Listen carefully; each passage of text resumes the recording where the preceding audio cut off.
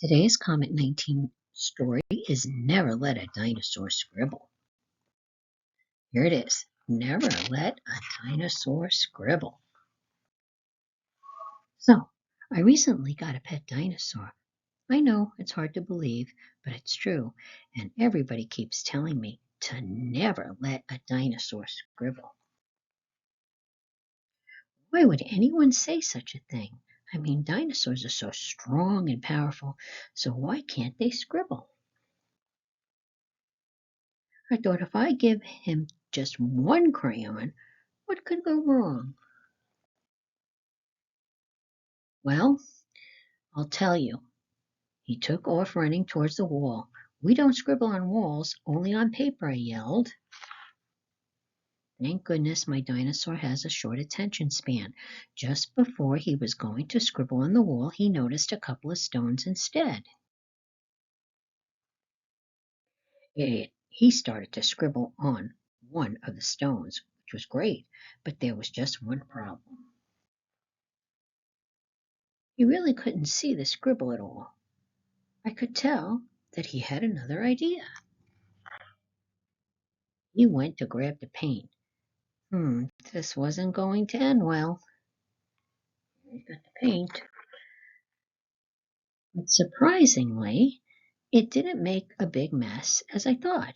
He just quietly painted his little stones and it turned out awesome. But then he got another idea. He wanted to paint a dinosaur-sized stone. And it didn't take long before he was rolling boulders into the room, one after another. Uh-oh. It had become the biggest rock pile I had ever seen, and the way he painted the rocks was truly extraordinary, but you couldn't see my floor or my bed anymore. I had to find a place for the rock pile, and quick. Then I heard a noise coming down the hall. I wonder who it is. That was it. I was going to be in so much trouble. I popped my head out the door. Mom was standing right there. Before Mom could say anything, I started to explain the mess she was about to see. And I said, well, it started when I heard to never let a dinosaur scribble. But I had to find out why. So I gave my dinosaur a crayon, and then he ran towards the wall with it. Thank goodness he got distracted with some small stones and started to scribble on them instead. But he couldn't see the scribble at all, so he got some paint.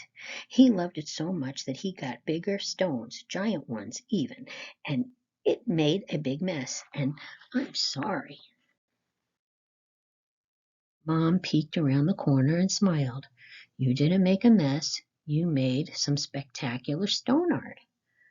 When I turned around, there was just a little pile of stones on my table, no huge boulders or gigantic rock pile, but still some of the best art ever.